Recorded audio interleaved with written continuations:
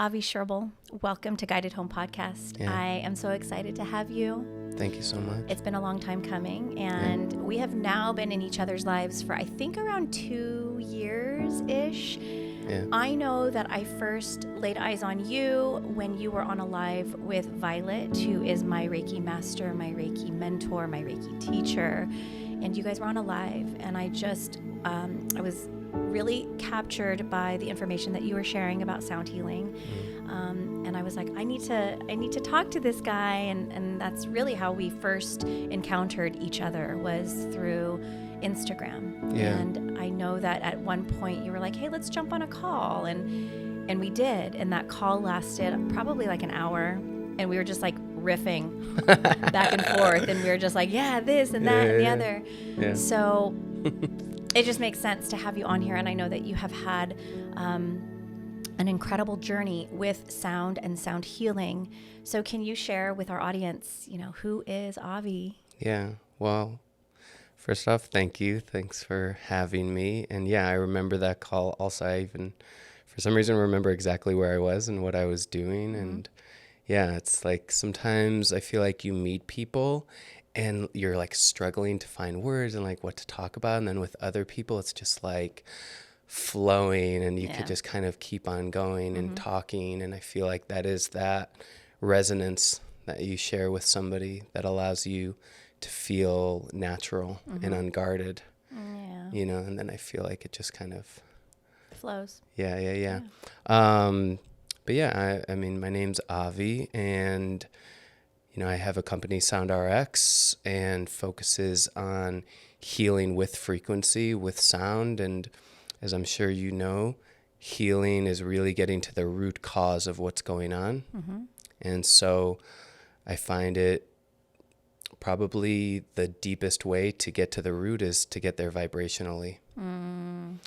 Because whatever is going on, I feel like some people have a hard time accessing this because they have a hard time accessing their physiology, their feelings, their sensations, and so locked into their mind, and so it's just been looping for a long time, just certain thoughts, certain ways of thinking. And so I try through, different ways and means of taking people out of the mind and essentially allowing for them to have an experience of the heart. And so I do that just by kind of taking where somebody may be and having them access the feeling tone, the sensation of what they're experiencing.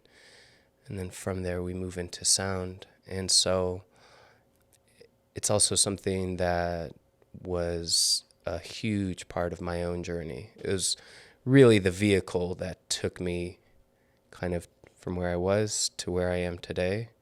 And I think it was like the tool that really catapulted me into the life that I have. So it's something both personal that I've experienced, and then also something that I've seen how it's shown up for a lot of people's lives. Yeah, I'm glad you had said that, because I was going to ask you, how did you find sound? And when you found sound, how did it transform you? Yeah. Well, it's funny because I can think of times when I was like 5, 6, 7, and you would, I would make up songs, for instance. I would just write songs, or I would be like walking down the street and I would just start, you're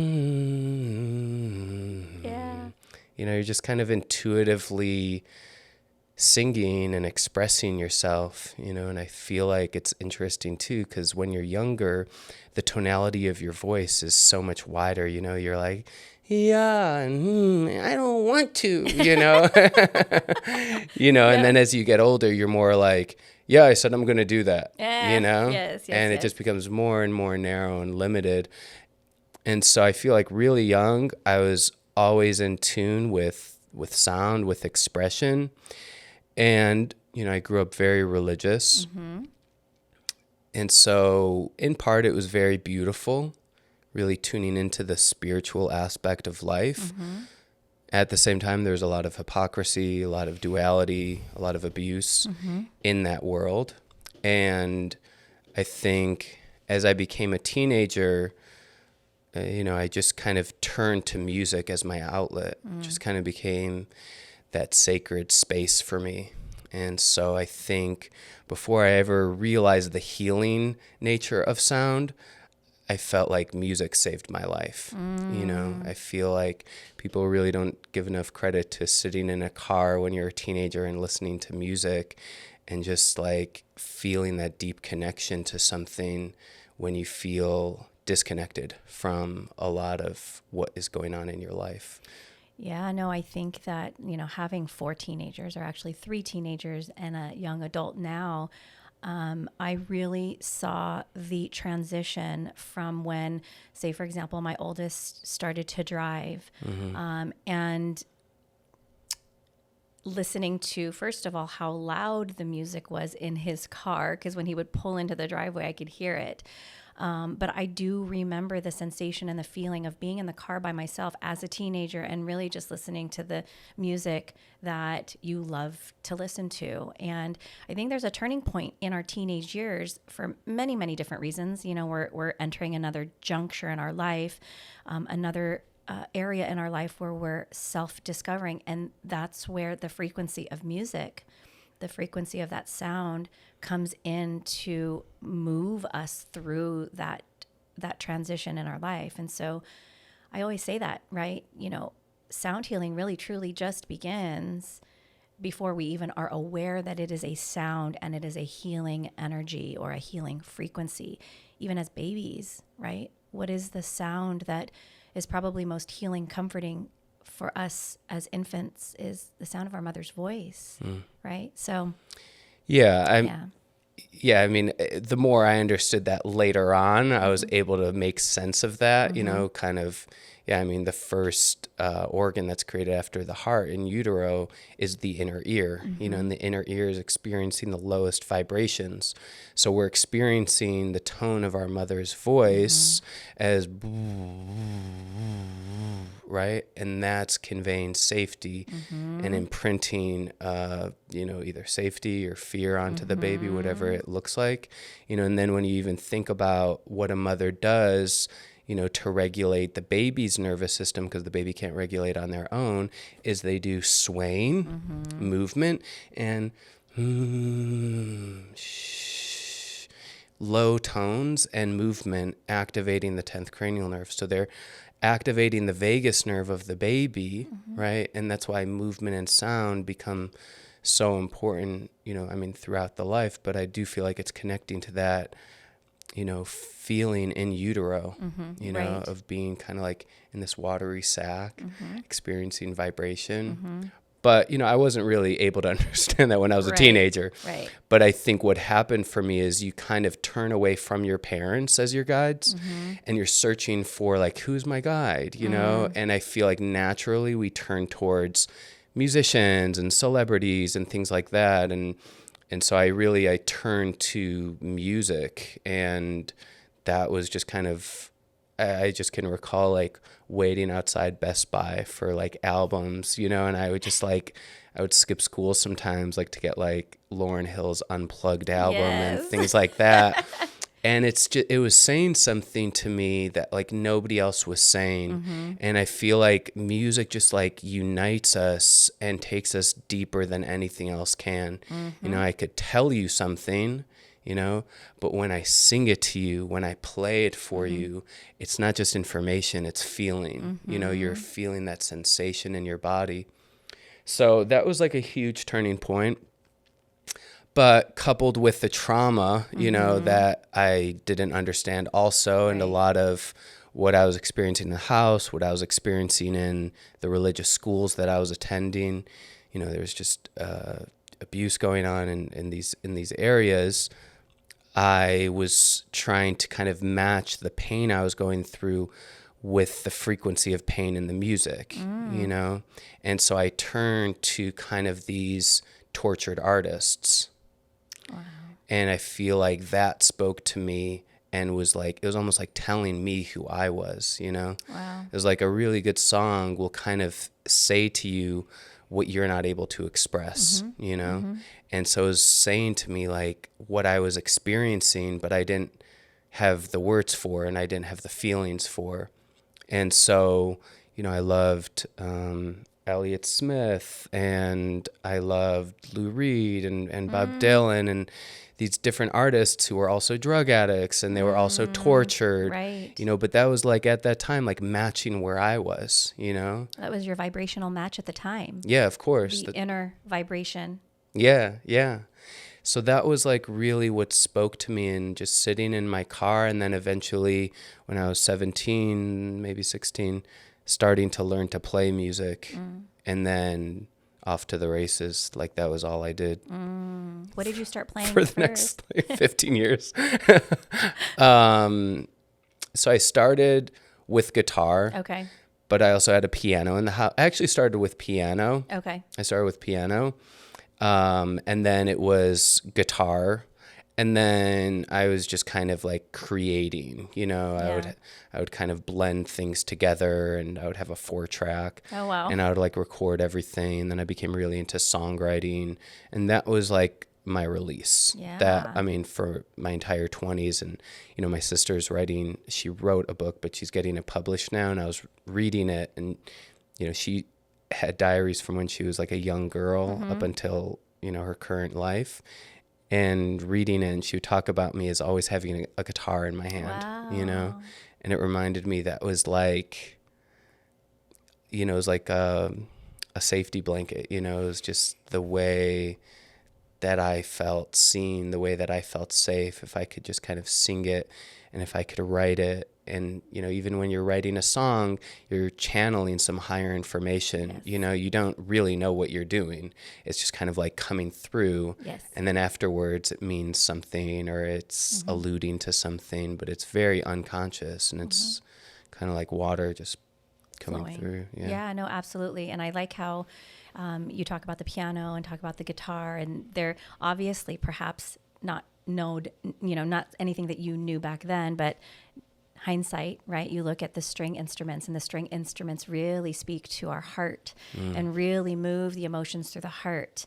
Piano being a string instrument as well as a percussion instrument, but also just the guitar, like the cello really speaks to me. That's something that I go to when I really want to feel deeply. Or if I'm moving through something, I'll go to the piano and I'll start playing and I'll start singing, and that helps to move something through. So then take us to, you know, you started to create your own music. You were still probably most likely moving through something intense in your life, moving through life, and in your state of, I guess what you could say, maybe suffering, internal suffering. What role did your music play? What role did your music creation play in all of that? Yeah, so I think for me, you know, I think the home is ideally where you feel most safe. You know, it's kind of like where you land. But when the place that you're supposed to feel most safe, you feel most on edge. Yes. You know, you feel like, you know, for me growing up, it was like, you know, it's like anything. It's a mixed bag. It was like, sometimes it was fine. And obviously, like, my mother was a place of safety throughout my entire life. And I mean, but other aspects of growing up felt very unsafe. I felt very disconnected, and I felt like, okay, like, is it going to be like anger? Is it going to be rage? You know, is it going to be like depression?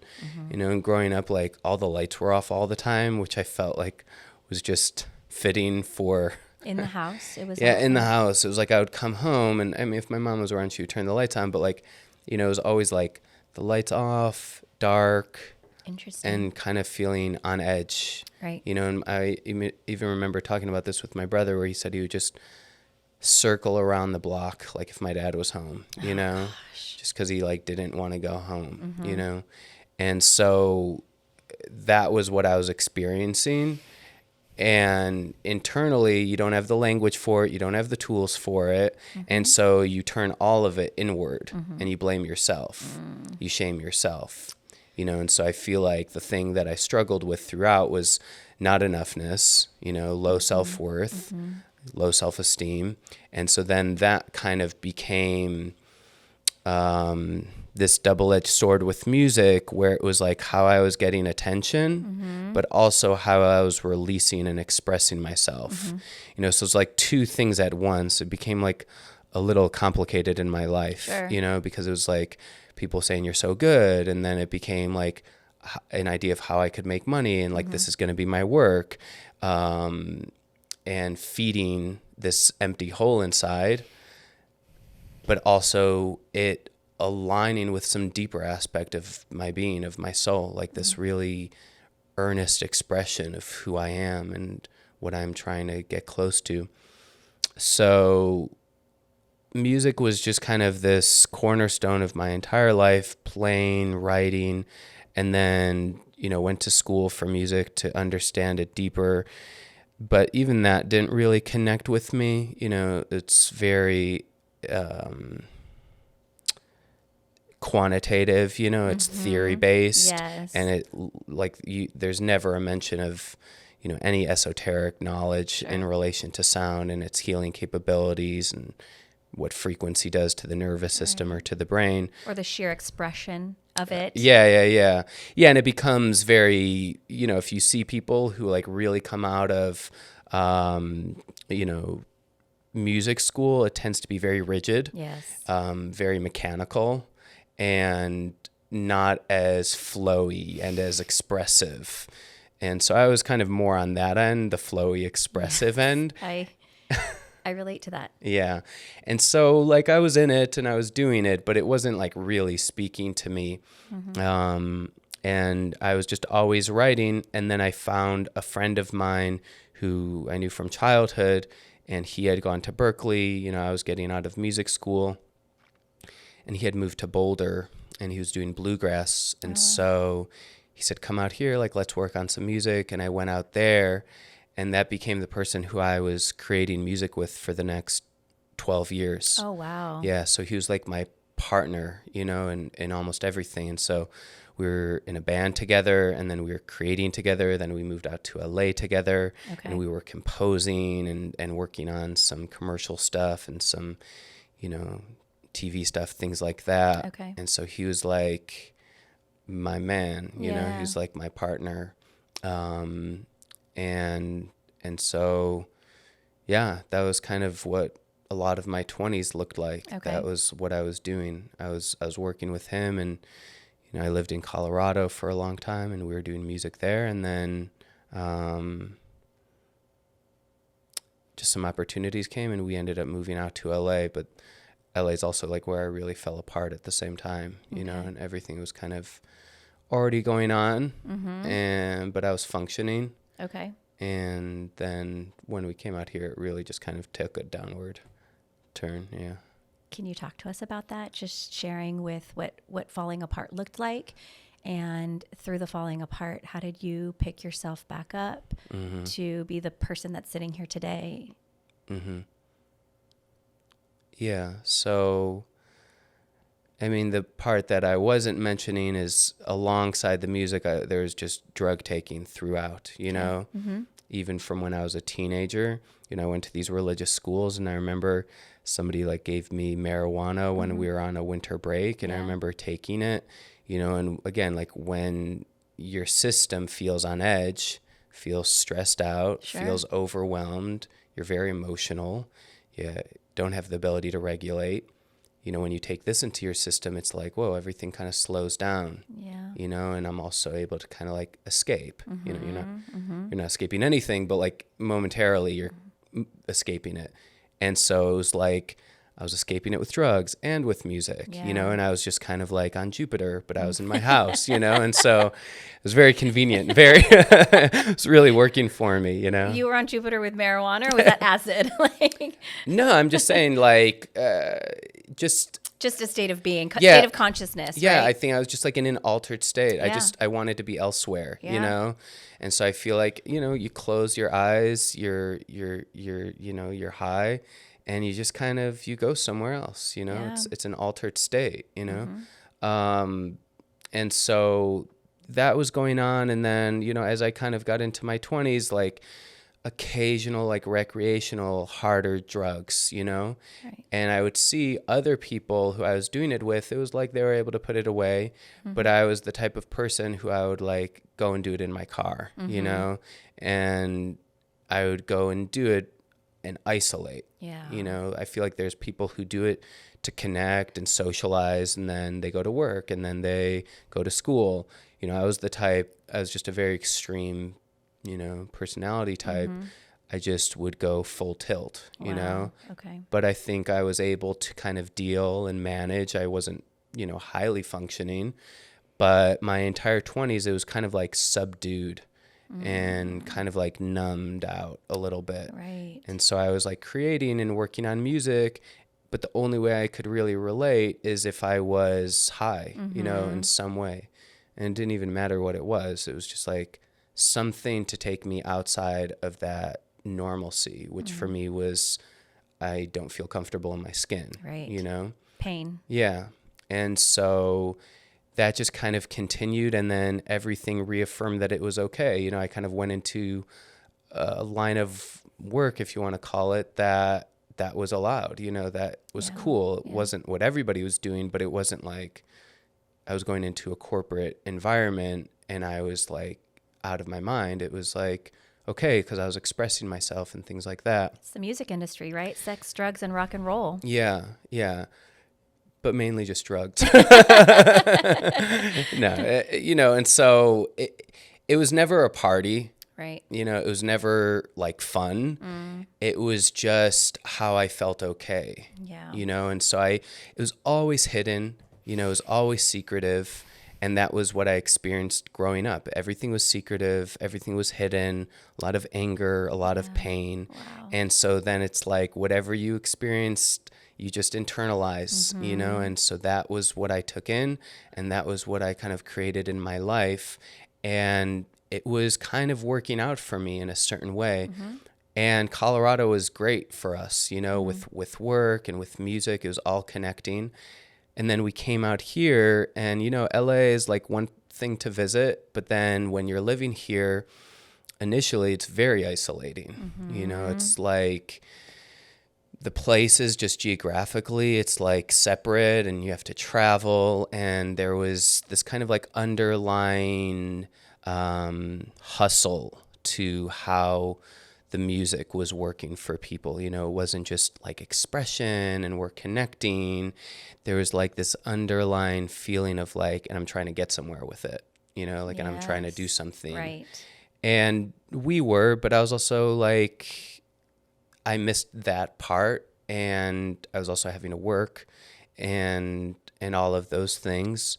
And then I just turned to harder and harder drugs, you know, and so we were working on music, but now I'm like doing crack cocaine, you know. We were doing music, but now I'm doing these heavier opiates and things like that. Yeah.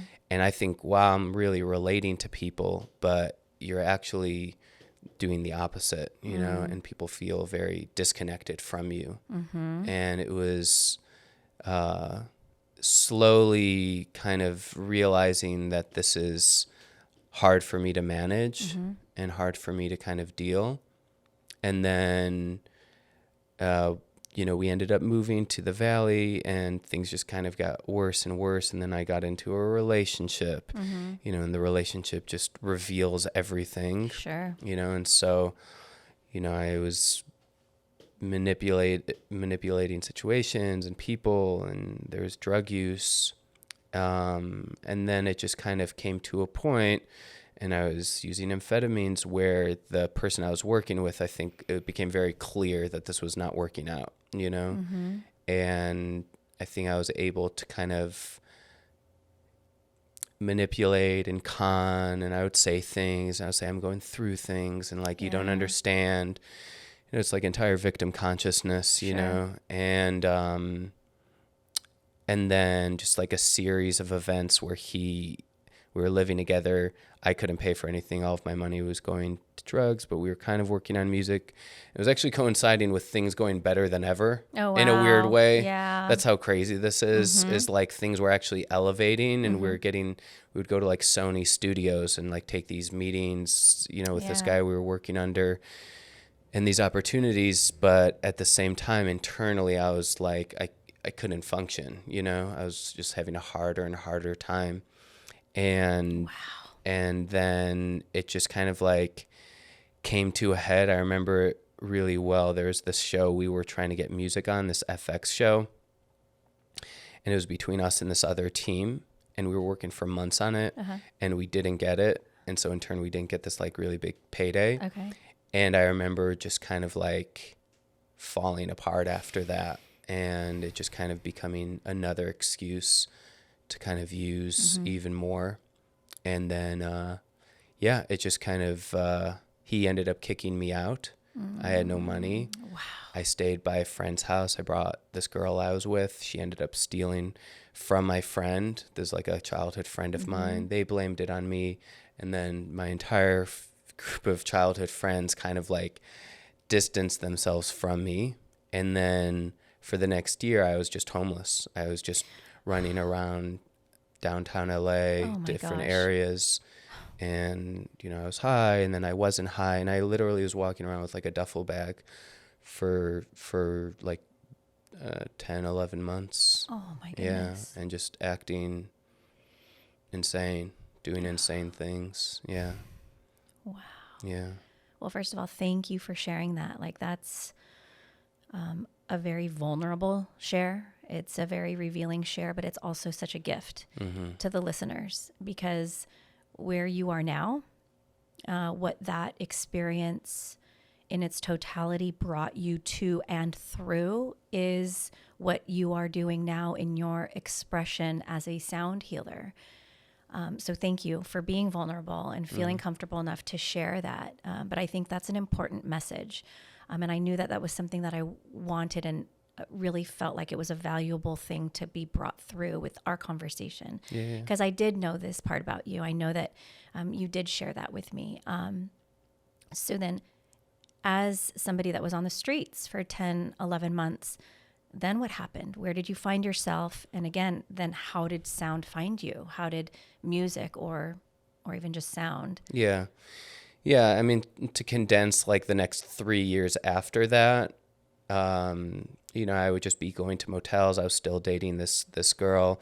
And then I was working this job. I like remember it very clearly because I was working this job and just kind of showing up. It was kind of like my lifeline at the time. It was just a terrible job. You're knocking on doors and they're like, you need to get a sale or else we'll fire you, you know? And I remember knocking on a door. I didn't get it. And then they let me go, and it was my birthday. And I had like one check, and I got a motel room with, you know, my then girlfriend, getting high. And she's like, I'm going to get you a ticket to Miami, where my dad was. You know, my dad was also, it was complicated. Sure. Yeah. Sure. Yeah. And so I think I knew I could get away with behavior there. And so flew down to Miami. I thought I was getting right.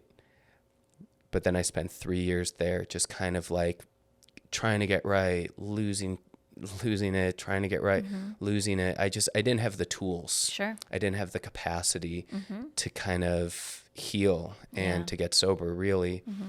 And then a friend of mine was getting married in Chicago, and I wasn't thinking of going because all these childhood friends were there. And he was even saying, like, you don't have to come. I know it'll be weird for you. And I was like, you know what, I am going to go. But I brought drugs on a plane, and I was just going there, and I was like, okay. And I ended up seeing my mom for the first time in years. Oh. And I think seeing my mom, you know, they say a mom is a son's first true love. Yeah. And a son is a mom's last true love. You know, and so I feel like the love from a mother, nothing else, you know, like a mom will walk through a brick wall for their kid, you know. And I think my mom didn't really know what was going on. She knew things were off. And I just kind of opened up to my mom, like the depths of what was actually going on. And people before that were like, hey, you need help, man. Like, hey, you got to get yourself right. People tried to do interventions. But my mom made it happen for me. You know, my mom was like, you're going to get right. Like, we're going to do this. Like, we're going to get you insurance. You're going to go to treatment. And I think I just was like, I trust my mom, and I'm going to do this. But I really feel like it was like my mom's love, because my mom had no idea how to do any of this, And so my mom flew down to Miami to try and get me.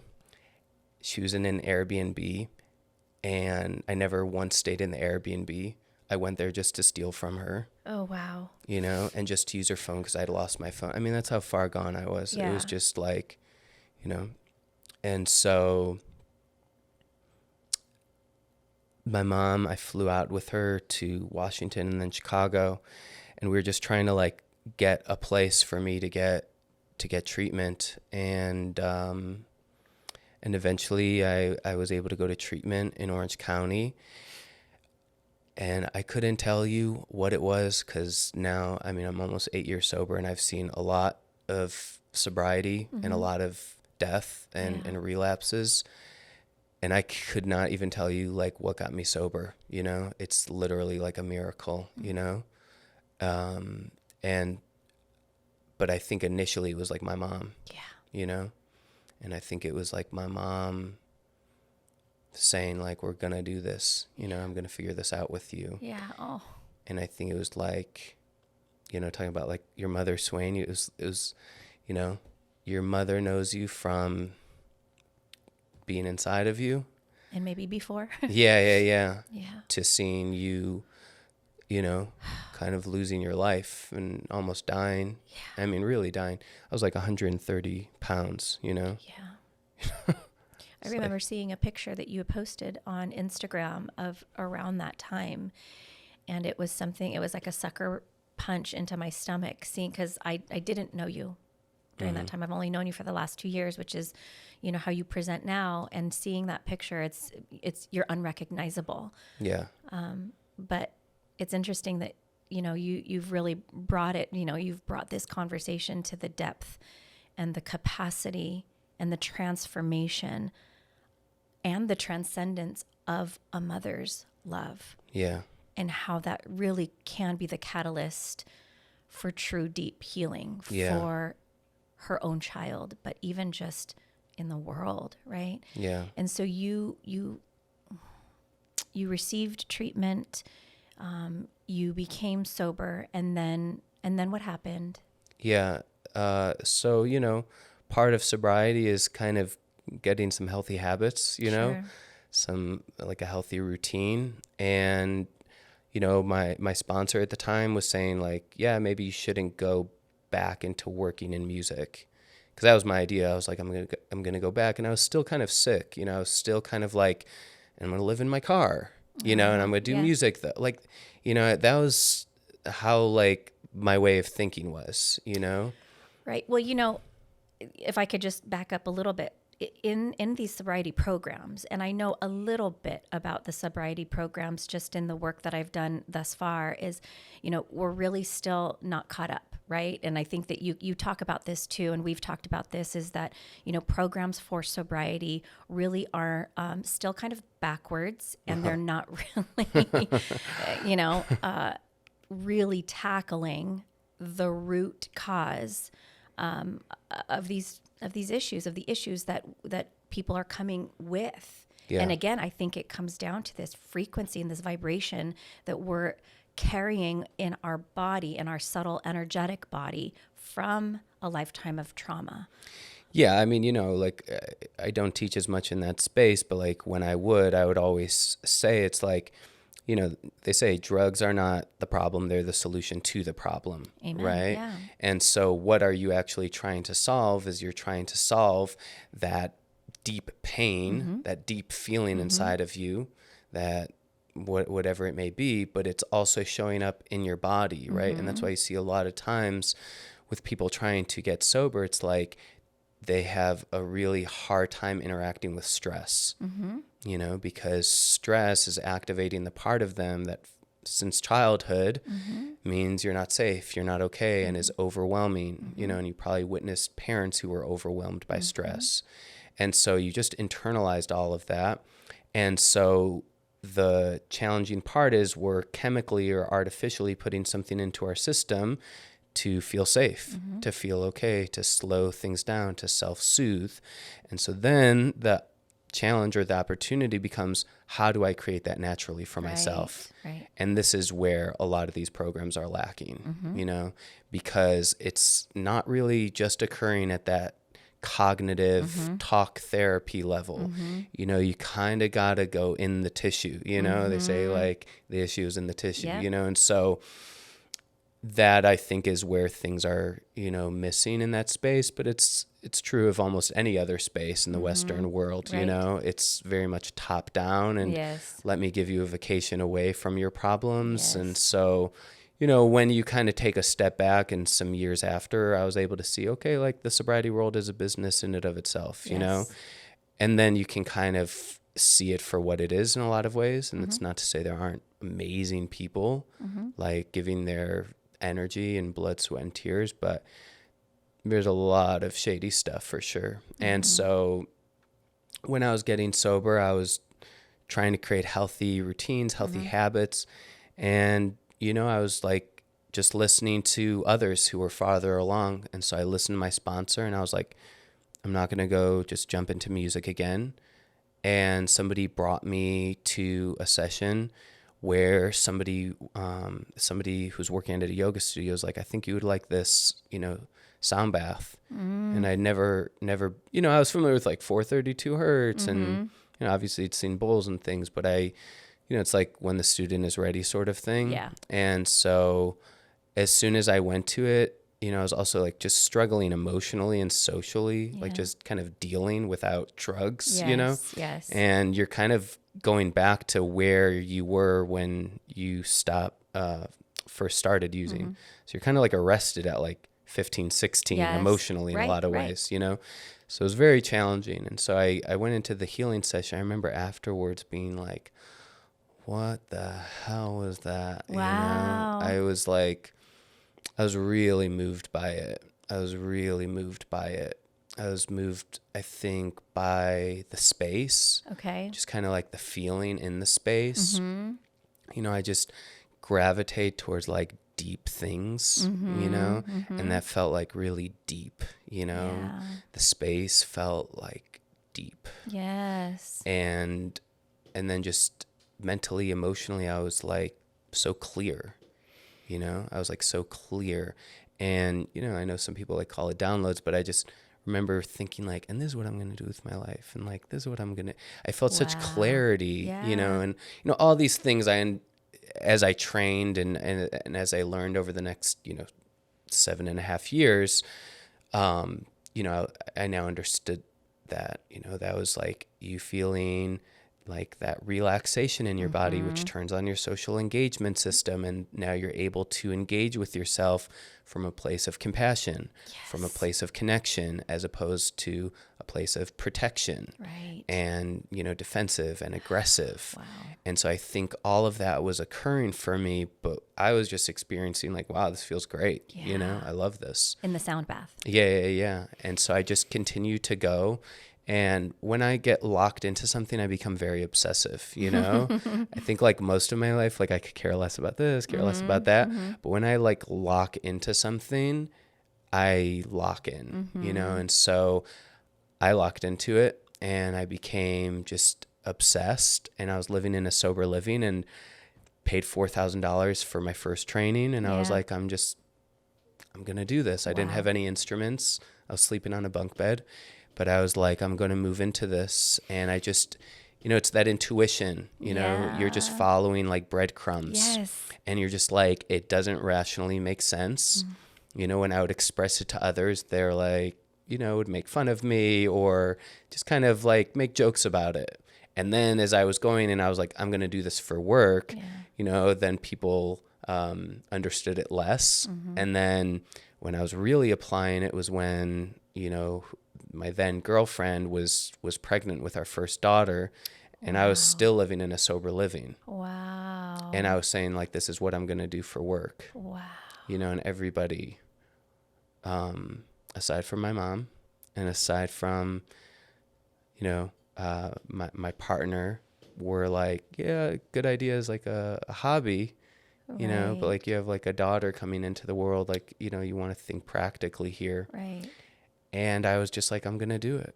You know, I just, like I was saying, I become very obsessive, and I feel like I can take a vision and kind of see it through.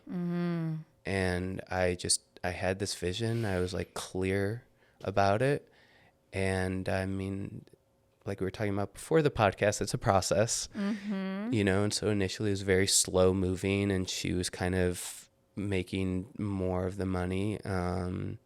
But then as it got going, I think when COVID started, COVID was difficult for a lot of people, but for my work, it was like a huge blessing. Right. Yeah. And I was able to kind of do a lot of powerful virtual work and virtual sound baths. And because of my musical background, I was able to just kind of like tie it all together.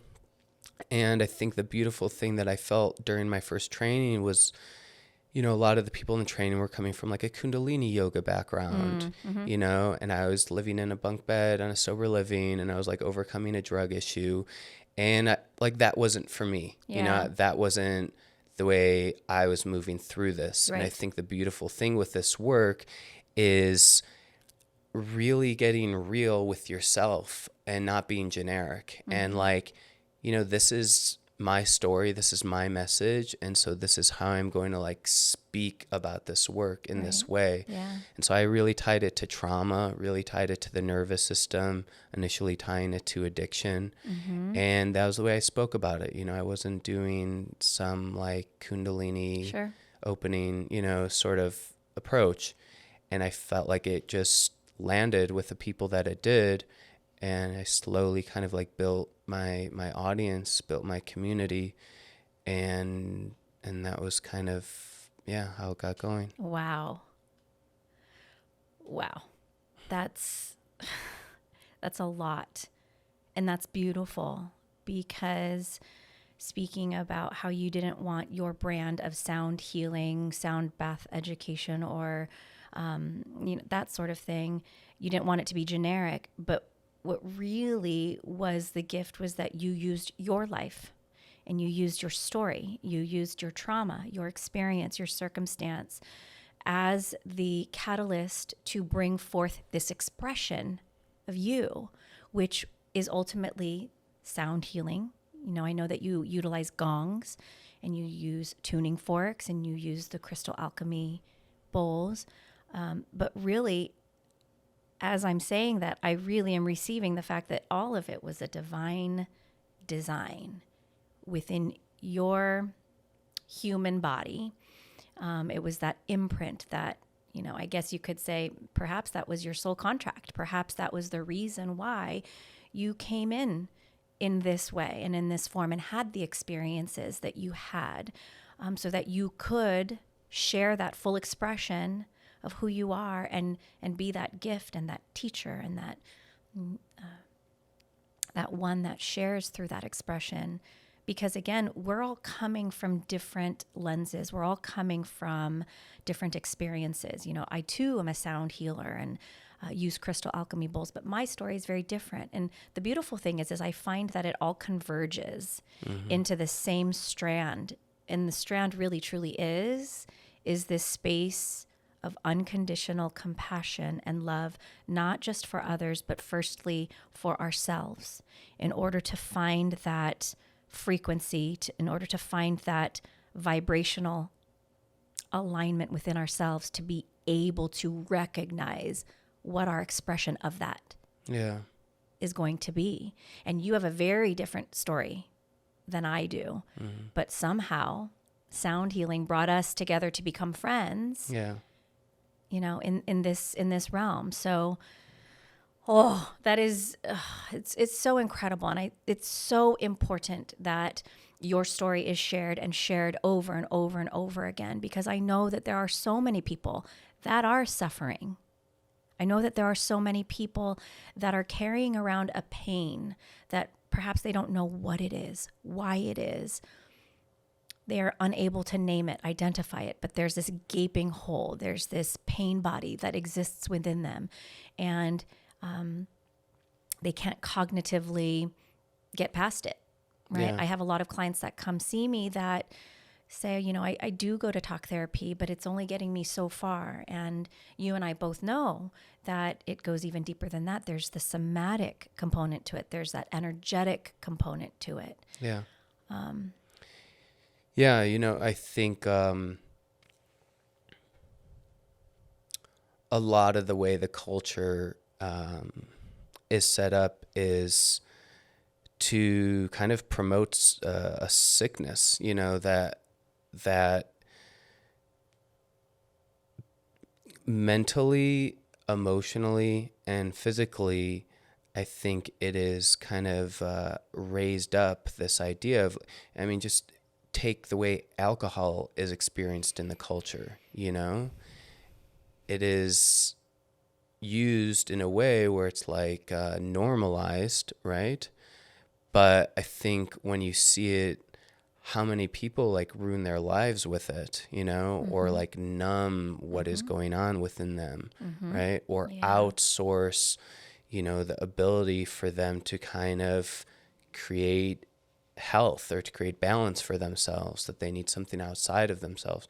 It's very common, and that's why I think, they say it's all woo-woo until you're brought to your knees, Yes. Until all of these Western medicines and all of these approaches are not fixing or are not working for what the person is experiencing, Right. And so I think this is why I'm sure you've experienced is like people come to this work sometimes when nothing else is working and they're at this like real point of challenge in their life, right? Yes. And now training others in this practice, people, they're like lacking fulfillment, lacking purpose. They're wanting to bring this to other people. And it usually comes on the heels of some life-altering event. Right. It's usually a death or a divorce or a sickness, something like that. And, I'll say to them, it's like the worst thing that happened to you, what feels like the worst, is actually like the best thing that could happen to you, because that is your message, your mess is your message. And so it becomes something that allows for you to actually deeply listen when somebody else is going through something. I think everything that I experienced, it allows for me to be in space with somebody and really listen to what they're going through. Whereas I think if I was 19 and taking in somebody who's going through these things, it's like, I don't have the capacity to hold it, Right. And so when you do go through those things, and everybody goes through them in life, and so when you go through them and then you're able to kind of transmute that into something beautiful, you see it in another. Yes. And you're like, I see this thing you're going through, and I'm also holding this vision of what's possible here. Amen. And so that's to me where like real change starts to occur. Amen. That is truly what describes the realm that I work in. Yeah. And I love what you said. Your mess is your message. Your wound is where the light of the Holy Spirit is able to shine through you. And there's so much of our own wounding and the ability and the courage to walk through that wounding or that space, that traumatic event or the circumstance, and having the courage to kind of walk through it, that allows for us to be able to hold that space, to hear somebody else's story, to hear somebody else speak through their pain, and to be able to say, oh, I see you in that. And you're safe here. You're safe here to express that. You're safe to bring it here. Let's walk through it together. And just that, those words, you're safe here and let's walk through this together, which is something that your mom gave to you, is life transformational for people. It's life transforming. I know that sometimes when I even, through the breath work that I do with my clients, the moment I lay my hand on their chest and say, you're safe to feel this.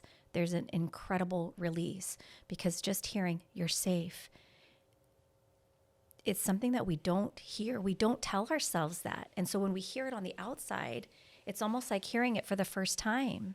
How often are we telling ourselves when we're going through something, you're safe. You're safe to feel this. We don't. I mean, because we weren't taught that. We know that now. You and I both know that now. It's something that probably you give to your babies. I give to my kids, my husband, myself even. But yeah, we grew up not even knowing that word, safe. You're safe to feel that.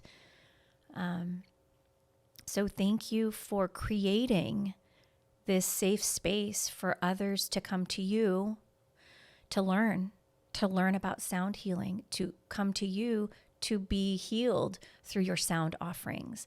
So take us through that. Say, for example, somebody wants to see you for a sound healing. What does that look like? And what are some of the things that people are coming to you for and with? Mm-hmm. Yeah, I mean, to touch on the last part, that is kind of like changing in real time. Like, I like now I'm getting messages. I shared on my Instagram yesterday, is like somebody who I'm going to be working with in South Africa who works with HIV patients. Wow. And there's just no resources for. And so wanting to bring healing and want to bring sound to them. And like the cool thing for me is I know how powerful it is just to use our voice as a healing agent. Just to use our own inner sound. So, some of these babies and kids who have AIDS, it's just, I don't know, just hearing about it was so being able to kind of bring that into their life, right? And then, they're bringing it into other people's lives, it's that ripple effect.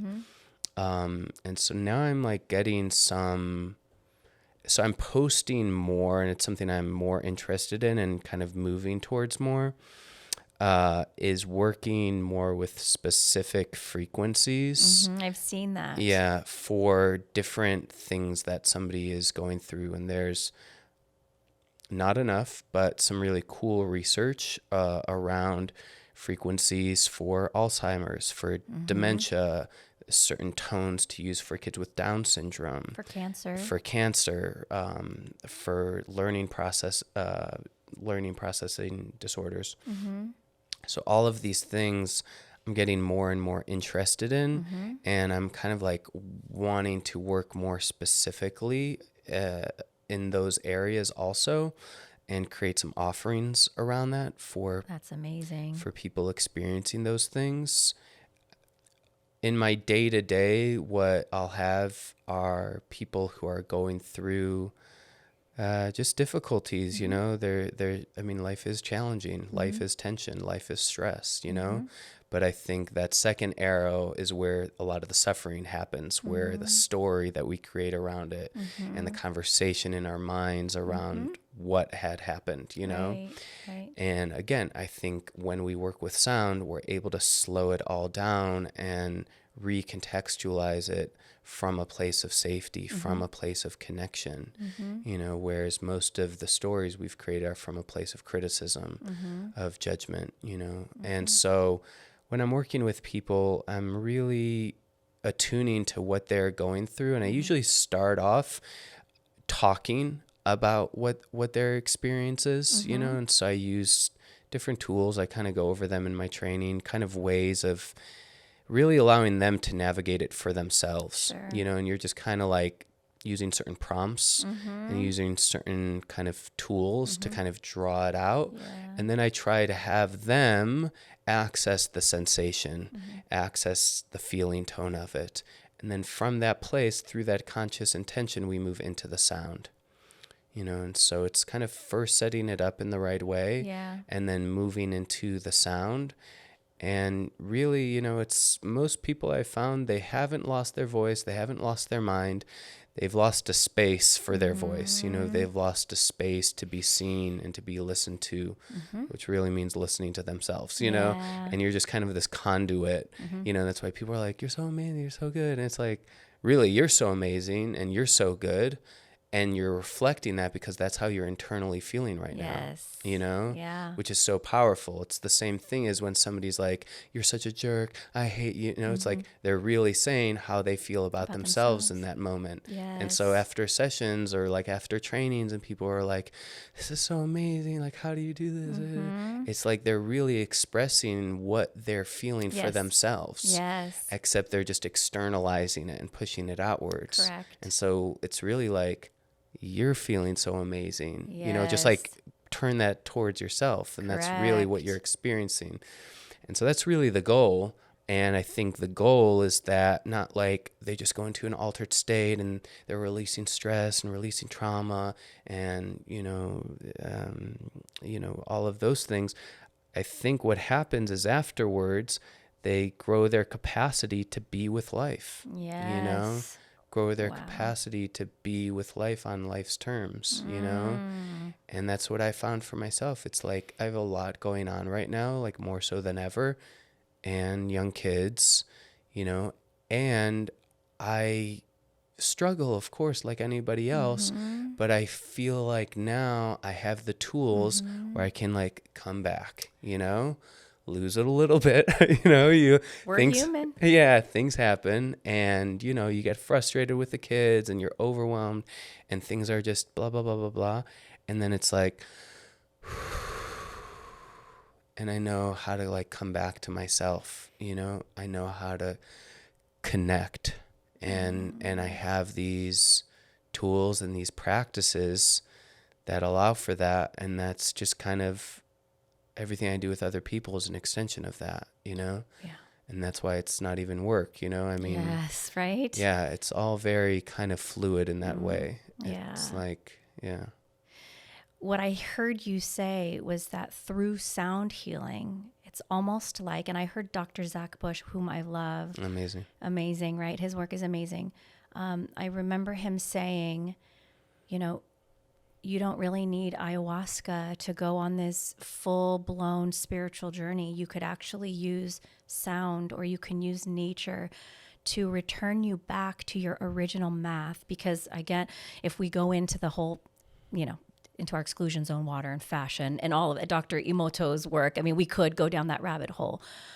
But what I heard you say through your work is you create a container and a space using sound to return somebody back to, let's say, just say their original math or to their space of neutrality where they're no longer functioning or thinking from their subconscious programming, but now they're feeling and they're receiving, maybe receiving downloads, receiving thoughts, and of course, feeling the physical sensations with the help of the sound tools to return to this space where we're now not functioning in our subconscious, but we're in deep attunement to our original math, our original self, and maybe even just our soul. Yeah. Right? Yeah. And that's big. Yeah. I mean, I think what I love about sound is it's neutral by its very nature. You know, it isn't good or bad, you know, it just is. And then certain rates, which sound is pulsating, will have a certain effect. And when it's at another rate, it's going to have a different effect, you know. And people, the beautiful thing with sound is it goes in and it restructures and rebalances the area based on what's needed for that person, you know, and that's where it's like non-linear. It's not really future, past, present. It just is, you know, that is kind of where sound is able to take us, you know, and it's like an adaptogen. It's like it brings something back to its healthy function. Yeah. It's pulsating at the rate that it should be and moving in the way that it should be, you know, and I think, you know, that's the beautiful thing. And I talk about this in my training, like what you're talking about, returning to our original math. Even though I'm like working a little more with electronic tones to get more exact frequencies for certain things that are going on with somebody, I always will have the elemental sounds as the cornerstone. Okay. Because the sounds are coming from the elements, and the elements are an expression of harmony. They even say that architecture is like frozen music. Ooh. Because it's sound. They say like a building it's like a sound build. Like it's structurally, its integrity is structurally sound, right? Because it is vibrationally at the rate that it should be, in the dimensions that it should be, but it's just still and it's stuck. It's like frozen. It's frozen in time. And so it's seen throughout architecture of ancient cultures. And just when we go outside, we are just like Neo in the Matrix, whereas all those green letters pouring down, you are just encoding all of these patterns into you. And then you become an expression of nature. And so the bowls are an expression of nature harmonically. Yes. The gong is coming from the elements, and so it is an expression of nature. And so when we take that in, it is like that math. The math is just waves. It is just sacred geometry. Yeah, it is blowing geometric patterns into your brain, into your body, into your field, which are then taking whatever the math is internally and restructuring it, reformatting it. Yes. And so this is to me like the real technology, and what did Einstein say? The medicine of the future is going to be the medicine of frequency. Yeah. And that truly is. I mean, it's non-invasive. It really can be the simple sound of your mom's voice or your partner's voice, that sort of thing that brings you back into a state, a nature state. I love to use that term because we are nature. We are an expression of nature. We are not separate from that tree or that bug. We share the DNA of like a slug, I think, or I don't know what that is, but we almost, of a worm. But we truly are just an expression, a different expression of nature, but we truly are just nature. And so bringing us back to our nature state, our original math, our state of neutrality. Yeah. To be just what we are. Yeah. Yeah. And a teacher of mine would say, like, each period of time brings out a different type of medicine that's needed based on what is going on during that time. So 200 years ago, a different type of medicine was needed. And right now we are in the age of overwhelm. We're inundated with so much information like never before. And I think you and I are able to process it a bit differently because we grew up in the analog age. Yes. And then we moved into the digital age. But I think a lot of younger people in a younger population where they didn't know anything else aside from their phone, which is almost like their right hand, Correct. And being exposed to things that are kind of arranging them psychologically in certain ways, like, over-sexualization and over-identification with, certain things that feel like this is what everybody's doing, Right. Yep. And then I think It's too much. Yeah, and I think we're experiencing, mental health, which is really, vibrational health and emotional health and information overload. Yeah. And so I think because that is what's happening now, the medicine is this medicine of slowing that all down, and I think sound alongside breath seems to be the modalities that people are really turning towards.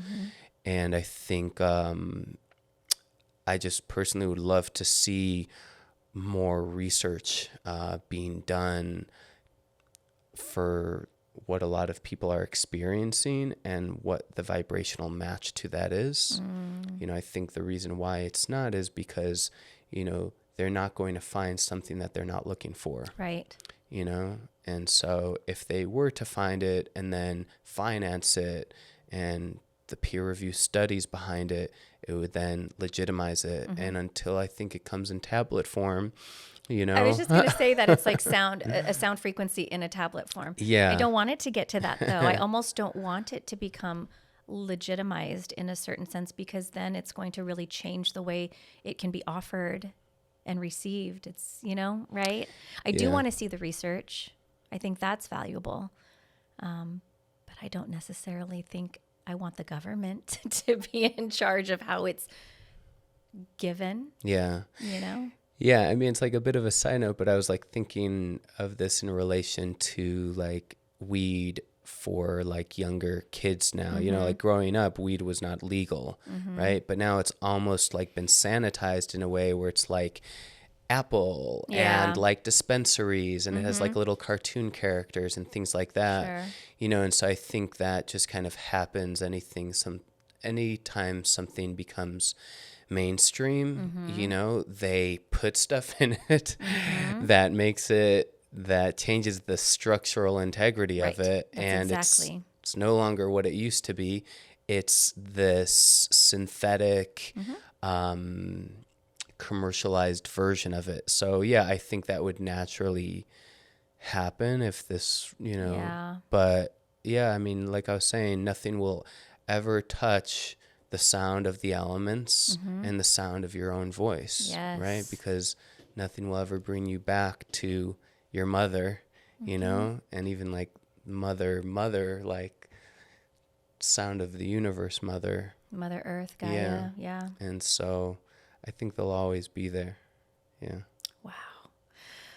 Well, thank you so much for not only sharing some of the most vulnerable aspects of your life journey, but sharing how you used that as your soul signature to be able to bring sound healing and sound education to the world. And I'm so honored to share, to be able to say that you're a colleague in this space, honored to say that you're a friend. And how do people reach out to you, find you, work with you? Yeah. Mostly through carrier pigeon. Yeah. No, you can reach out to me over Instagram at GetSoundRx Yeah. and my website getsoundrx.com. And yeah, I have different offerings. Mainly, I'm doing trainings right now for Yeah. the last years. So, speaking of your trainings, I am just now launching after being asked to teach Reiki I see you. yeah, and refusing to do so for so long. Spirit, it's like knocking on my door. I finally was able to receive a download of how I was going to offer Reiki, and it's called Ascension Quantum Reiki. Yes. And it's based on the Reiki that I was trained in from Violet, which is the Makau Usui Reiki.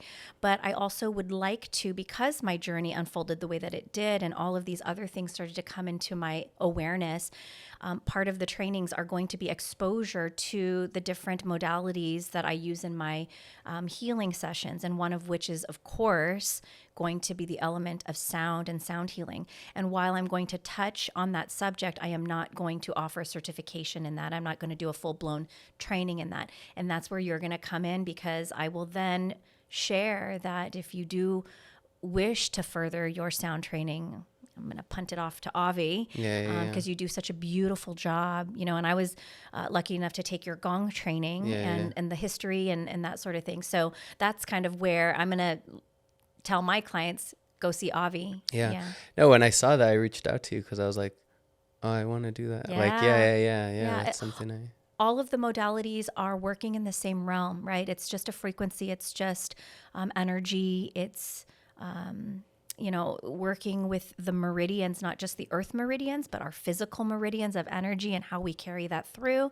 And so it's all important, if anybody is interested in stepping into this realm, is to dabbling a little bit, well, you know, following that the most prevalent next right step, whether it's Reiki, whether it's sound, whether it's breath work, yoga, meditation, and seeing kind of where that journey takes you. And for me, it started with finding Violet, not even really knowing why I wanted to study Reiki. I just knew that it was calling me. I had never had a Reiki session before that. And when I started to train with her, that very first training, she said, I had asked her, I said, well, she taught me a specific Reiki breathing. And I asked her, I said, you know what, this is really weird, but I've been doing that my whole life, or I just know that this is the technique that I've been using. I never knew why. And she goes, well, it's probably because you've been doing Reiki for thousands of years. And that really landed. It resonated, because I know that we're called to things that, especially if we aren't completely understanding why we're called to things that are this vibrational match within our soul signature, within like our soul, right? Yeah. So, it's for me, the Reiki was where it started. And then very shortly after, sound came in. And of course that was a natural thing and the natural trajectory for me, because I've been singing my whole life. I was a Broadway actor, and singing, really, my voice was really the first experience and the first relationship that I had that introduced me to the power of sound. Yeah. Yeah, I mean, I always, in my own trainings, I always actually start with the voice. First off, it's the only instrument made by God, and also it's using our own inner sound as opposed to the outer sounds of the instruments, which I just find to be really empowering. And people are so used to using their voice to relay information and to convey an idea and to appear smart or their line, like whatever it is. People rarely use the energetics of their voice to release and to express what hasn't been expressed, maybe for thousands of years. It's like when you think about women in particular. Right. The suppression of our voice. Yeah. Yeah. And I feel like people just in this lifetime have been told, like, your voice is shrill, like, be quiet, you're going to go do that. All of these things that kind of teach us to kind of press the mute button on ourselves, or like, I only speak up in this way, or I kind of like hide my truth behind jokes and passive aggressive, whatever it looks like, or, rage. This is what I see a lot of in men, especially like if an older generation is like, it's either anger or it's neutral, It's like either turned on or it's kind of nothing, And I feel like finding their own expression, their own femininity in a way, can be really impactful. And then I think for like women reclaiming their voice, Yeah, you really hit on an important, which is interesting. I'm having a Divine Feminine retreat this Saturday, but really bringing in the understanding of what it means to embody the feminine aspect of ourselves and balancing it with the masculine aspect of ourselves, both of which is carried within all of us, regardless of who we are, male or female.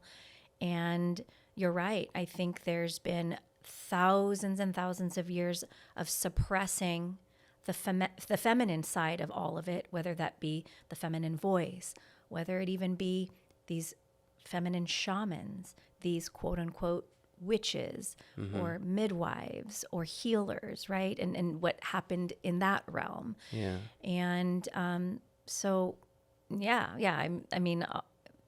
I agree with all of that. And I think that's important. And I do know that sound does that. I do know that, again, bringing us back to our nature state, bringing us back to our point of neutrality, our original math, is the divine balance between those two aspects of ourselves. Yeah. And when we can act from that space, then there's just a lot more flow, a lot more clarity, and then even maybe just a lot more joy and bliss in what it is that we're doing and how we mitigate maybe problems in our lives. Yeah. Because life is going to life. Circumstances, relationships, being parents, like that's a really interesting refining fire, is being a parent. Yeah. And so I'm having to navigate that, as you are too, with your littles, having to navigate, oh my goodness, okay, like we teach this all day long. We practice in a space that teaches others how to walk through life. Now, how are we going to practice what we preach? How are we going to embody that?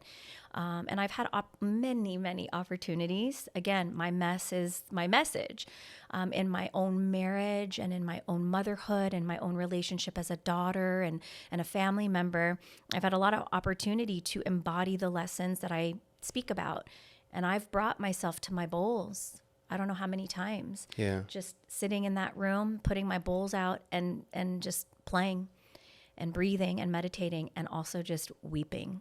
Yeah. Moving through it. And so I've taken my mess to my bowls. Yeah. Yeah. I mean, the marriage, the kids, it's like the most confronting thing in the world. you know, and like I was saying before the podcast, like, yeah, you appear as the Dalai Lama when you're like offering, you know, somebody else advice. I would even see this in these like sober environments where like everybody's kind of like getting their life together and somebody's like, you can do this. Like, I believe in you. You know, it's like they're like, you know, because it's always easier to offer somebody, especially that you don't know, like, sage advice. I think where it's hard is around the people that you're around every single day, where you feel like most comfortable and also your patterns come up the most.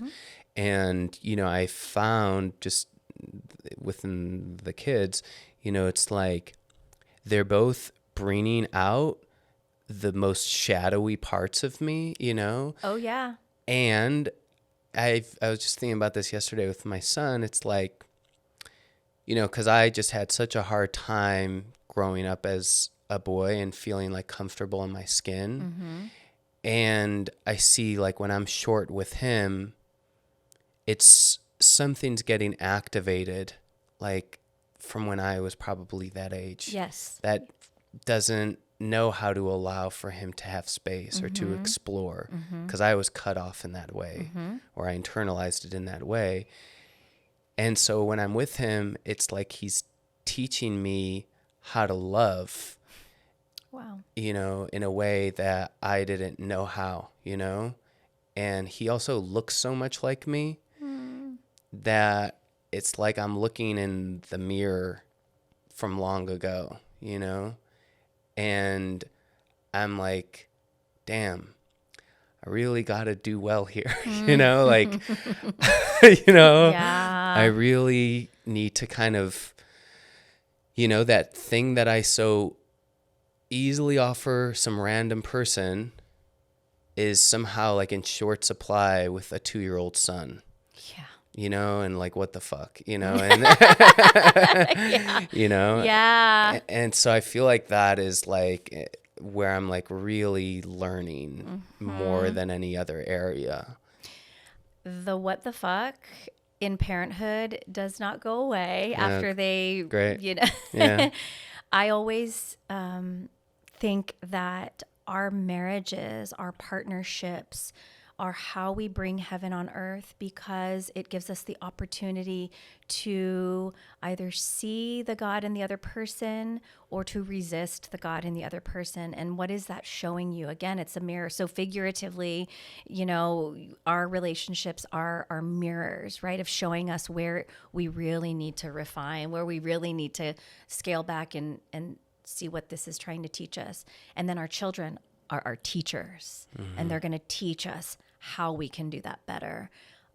And I guess I needed a lot of lessons because I had 4 kids, or I have 4 kids. I have a lot of teachers. I guess I needed a lot of teaching. Yeah. I have 4 teachers. My husband teaches me every day. We teach each other. We've been, as you know, on our own mess that became our message, that became our miracle. And it's life, and it's beautiful. And with the tools that you and I both employ, I think it just makes it that much more beautiful. Yeah. Yeah. You know, I was a little left field, but like I was, you know, O.J. Simpson died. Like, and so I was like watching this 30, I think it was a 30 for 30 on him. And, you know, I think underneath a lot of whatever he was is like a total denial of self, you know? And like kind of, I mean, obviously I'm being presented in a edited way with information, so who knows, but like just the way it was being presented to me, it's like, wow, this person like couldn't be themselves, totally denied who they were to kind of be somebody, to create themselves in this way. And that suppressed and repressed for so long showed up in the ways that it did, you know, whatever it was, you know. And I feel like in this work, it's like actually becoming yourself. Yeah. You know, it's like not denying, you know, and that it's just, I don't know. It's like, it's just really been a struggle, especially with like parenting and with like a marriage. It's like, it's like, okay, allowing what's there to be there. I'm like Yes. kind of like accepting this. I'm not going to spiral into shame over this, and beating myself up, Correct. and I feel like coming back, and it's really hard because I think my pattern is to just like that go into like shame, blame, I'm not good, I'm bad, and I think it's to not deny that and to like recognize that, and to be aware of it, and then kind of like come out of it slowly, Yeah. And that's the formula. That's the 1 + 1 = 2 in life, is allowing yourself to be who you are in any given moment and recognizing, okay, I'm feeling shame. I'm not shame. I'm not Yeah. shameful. My actions I should not be ashamed of them because it's offering vital information for me as to where I need to go Yeah. and understand. And that it kind of came up again, right? That story of not being good enough and having shame around that is going to continue to present itself in every aspect that we turn until we really truly just say, okay, I'm going to look at you. Yeah. I'm going to look at you and I'm going to love you through this. Yeah. I always say you cannot release that which you cannot release that which you have not held in your hands. So until you really fully just hold that feeling Yeah. of being less than or shame, it will not be loved through you yet in its full totality to be then released out of that frequency that is still that resonant frequency in your body. Yeah. Yeah, I mean, this is an interesting thing too. I've like been really into self-compassion. It was through this meditation training that I'm doing, and this woman Kristine Neff in particular, who wrote this book Self-Compassion and pioneered a lot of the research around it. And she talks about how when we over dramatize, over identify, or over exaggerate with any feeling, so it's like you're saying, it's like something goes wrong, in turn, I am a failure, right? As opposed to that did go wrong, right? But I'm not over identifying with it. Sure. I'm not over exaggerating it, and I'm not over dramatizing it, and then from that place of awareness, then you can start to have compassion for yourself or for the situation, where I feel like, I myself have gotten tripped up, and see this also with like affirmation work and things like that, is like, you don't actually have an awareness of what you're shifting out of. Right, You're right, just saying to the mirror, like, I am good, I am great, but there isn't that awareness of the shadow of that. Sure. Right. It's almost bypassing a little bit. Yeah. And so it's like, cool, it's a cool idea. But again, it's like, it's so important for me to get to like the root of what's going on, and I see with working with people have an easier time accessing it with like naming and labeling. So like I'll like working with somebody recently, like they're like, I have an anxious attachment, and I'm like, does the child version of you have an anxious attachment? No. They feel, and they feel down and they feel sad, So sometimes like the naming and the labeling, it can act as a block more than a window to like the sensation into that really old feeling there, you know? Yeah. And alchemizing that and shifting that. Yeah. And then that I am statement becomes a resonant or a resident within. Yeah. Inside of your own, vibratory frequency within. And that's how you take that I am affirmation, go to the root of it, change that vibratory information, and then become fully that I am statement, right? Yeah. And all of this we can do through sound, which is so great, which was why I love what you and I both do. So again, thank you so much. So they can find you at Get Sound RX on Instagram and getsoundrx.com at your website, correct? Yeah. Okay. And before we leave, I always like to ask my guests, because of course I'm Sounds of the Soul Healer and this is the Sound Healing Podcast. Is there a song or a sound that sings you home? Good question. Good question. You know, like the first thing that comes to mind is just like when my daughter says daddy, you know, I feel like that just kind of like melts any of the armor that I've built up. Yeah. Yeah, I think it's honestly just like taking in their faces and then hearing them speak. Yeah. Does it for me. I would have to agree. That's a beautiful sound, first of all. And I would say that, yeah, that does bring you home. That brings you home to the core of who you are. You are their hero. You are their guide, their protector. And that's who you are. And we forget that a lot. And it's so funny because as they get older, you know, my kids are so much older now. They don't say mommy or daddy. But the other day, my youngest said mommy. And it hits different. It really does. There's something about being called mommy that hits differently than ma.